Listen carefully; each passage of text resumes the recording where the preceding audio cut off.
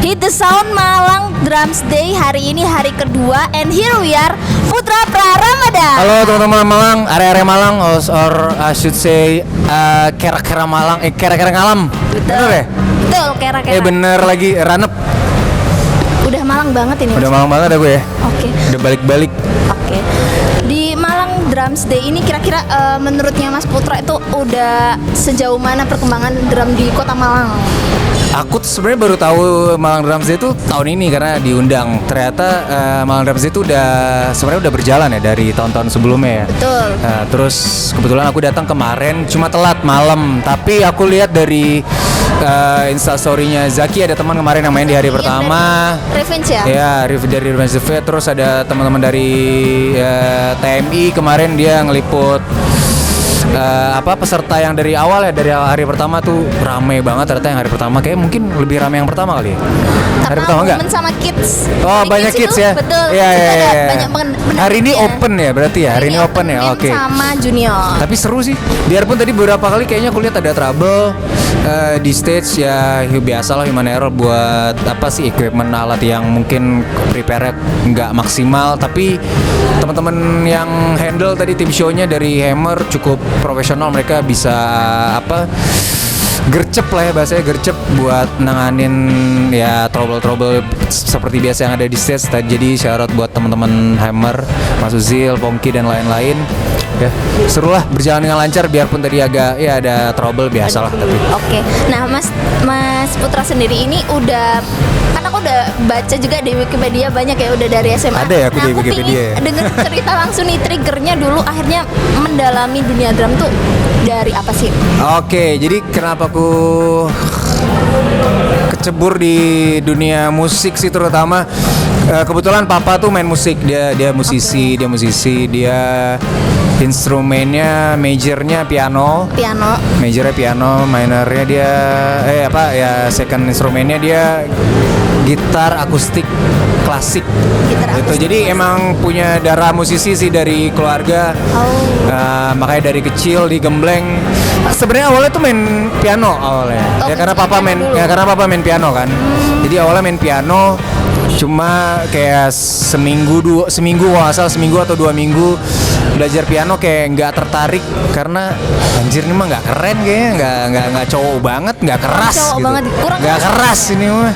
Makanya jadinya kebetulan papa ada main sama band di perusahaannya, terus aku lihat lah di situ pertama kali, oh ternyata ngeband itu nggak hanya piano dan gitar, karena kan di rumah biasanya piano dan gitar papa mainnya.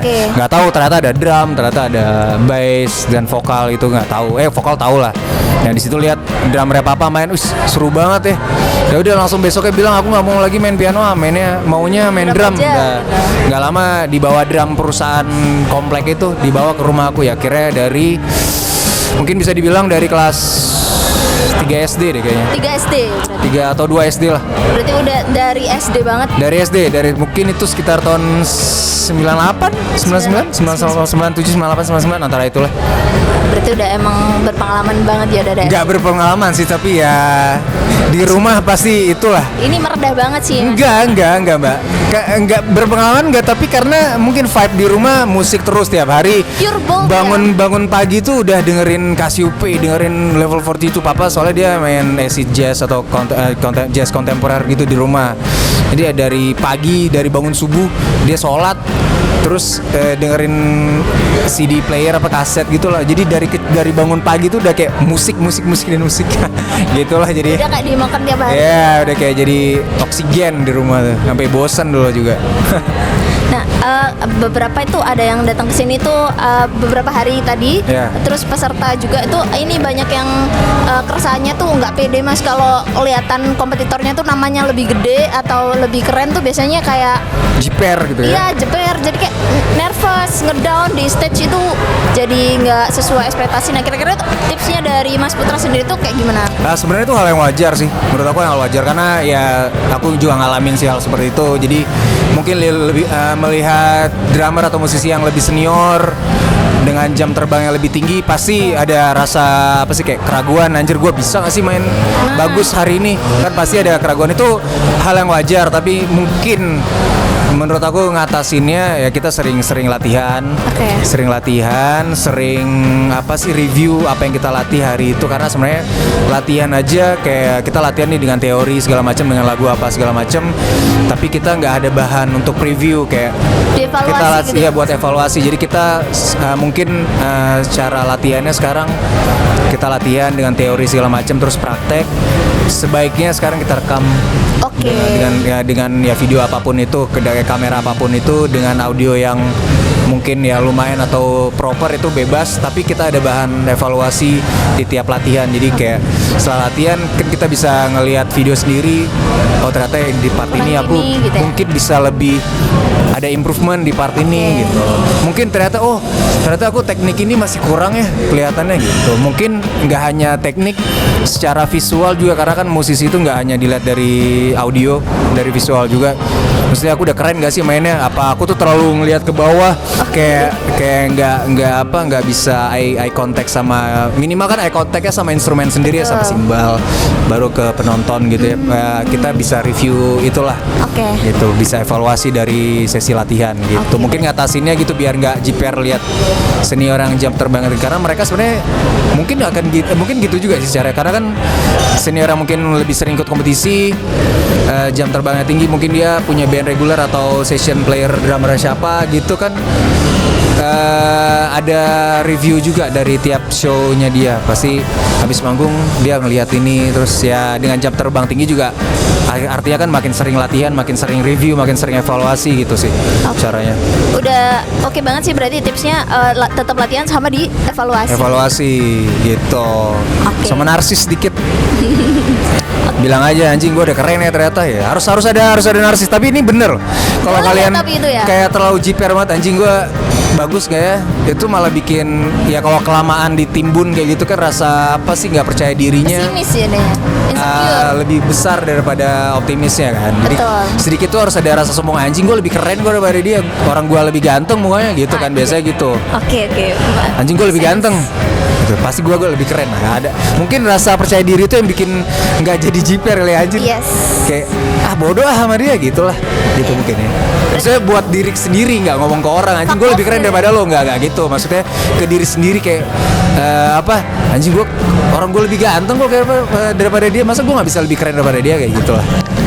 Ada sesuatu yang harus ada yang memotivasi lebih lah. Boleh dong. Kalau untuk diri sendiri itu hal yang wajib menurut aku, karena kalau nggak ada itu, yang ada kita thoughtnya, pikirannya ya itu tadi yang pesimis semua isinya, gitu. Nggak ada yang optimisnya sama sekali gitu.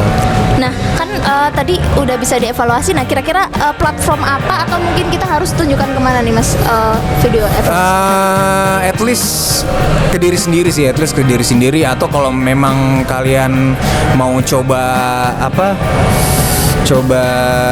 berjudi bahasa kasarnya, kalian upload aja ke sosial media. Gitu. Bakalan banyak komen jelek pastinya awalnya, udah pasti lah. Udah pasti tuh. Jangan takut di komen jelek, karena udah pasti, karena nggak mungkin langsung dari lahir bagus gitu, kayak kecuali Indra Lesmana kayak dari lahir langsung bagus tuh. Mas Indra Lesmana dari bayi kan langsung keren. Mungkin kalau kayak aku kan bukan orang yang jenius banget, jadi ya udah upload aja, pasti dari 10 9-nya komen jelek, satunya bagus ya. Oke lah, maksudnya buat awal-awal gitu.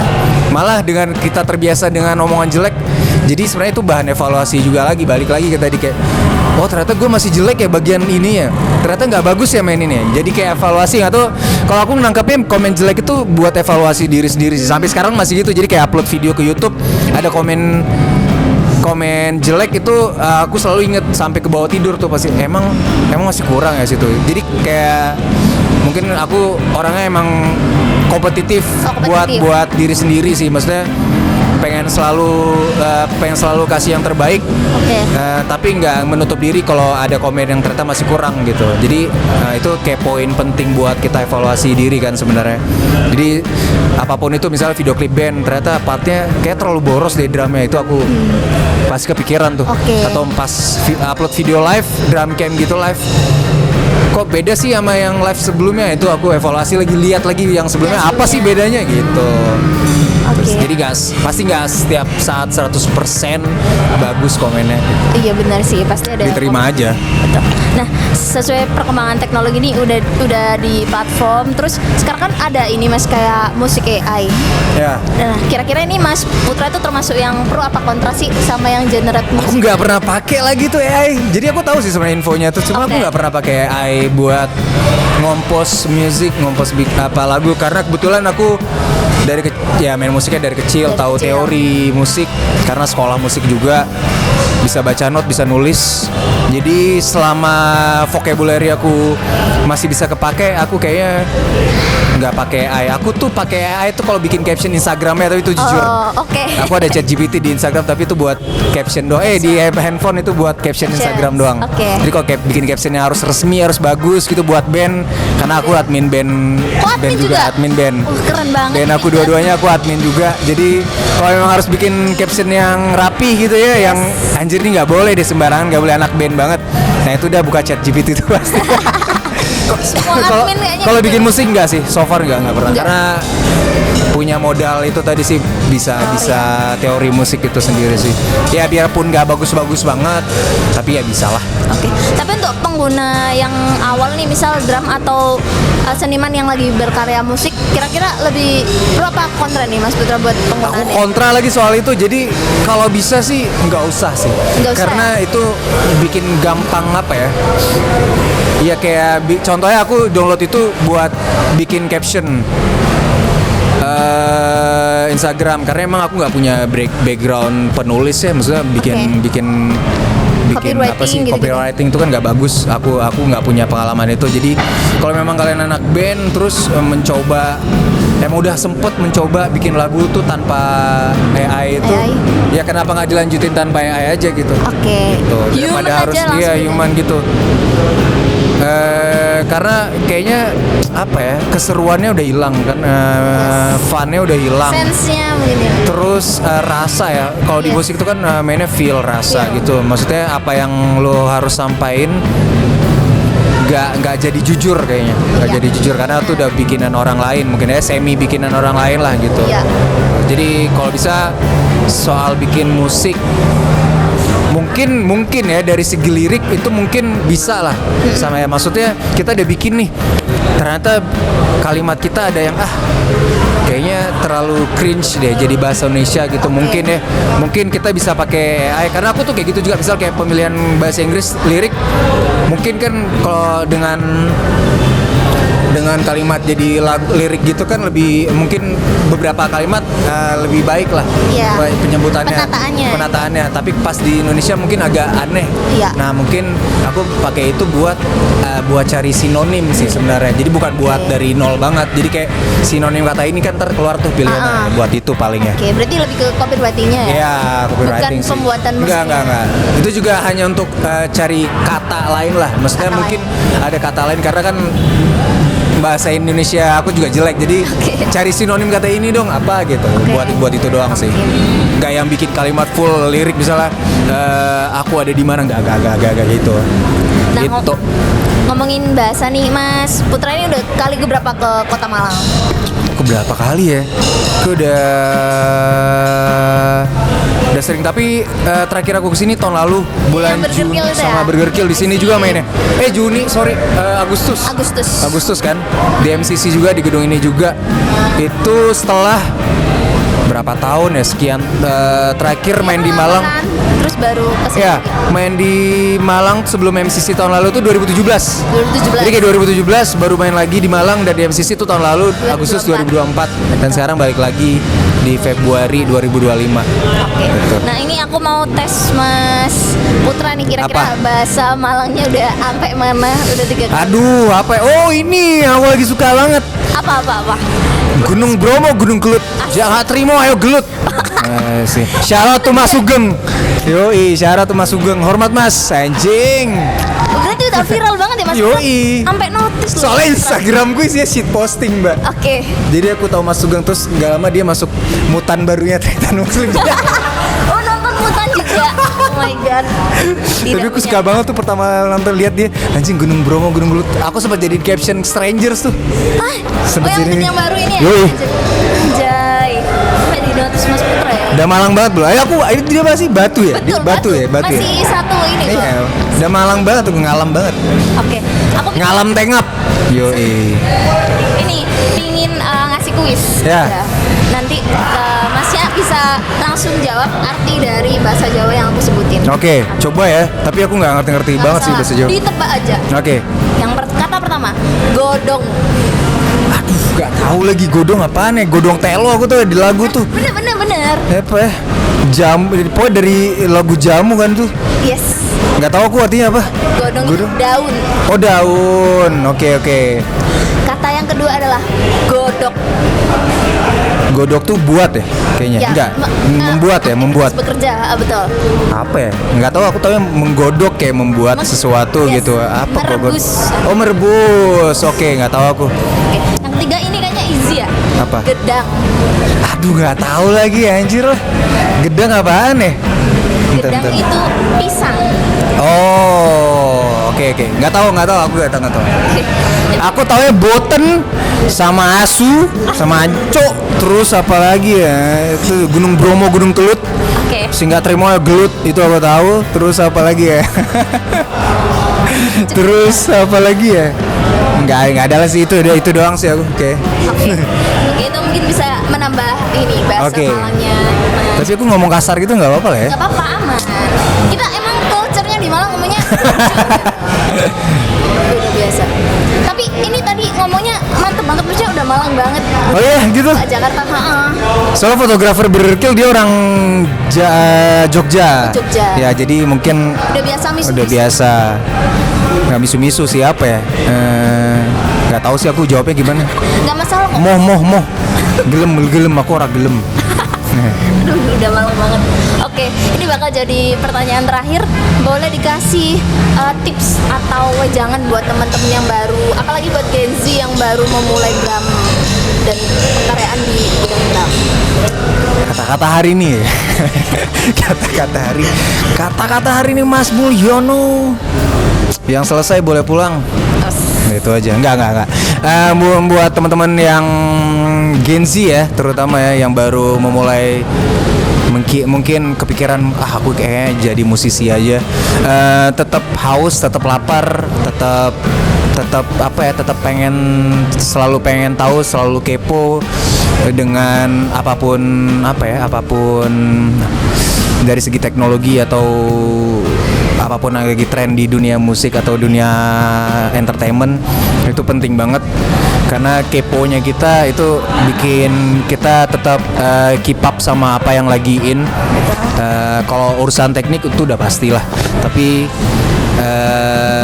buat teman-teman Gen Z itu aja sih, tetap keep up sama apa yang lagi tren, terus belajar terus, tetap haus, banyakin vocabulary band-bandan juga. Jadi mungkin teman-teman drummer di sini banyak yang idolain drummer solois atau drummer drummer yang session player gitu.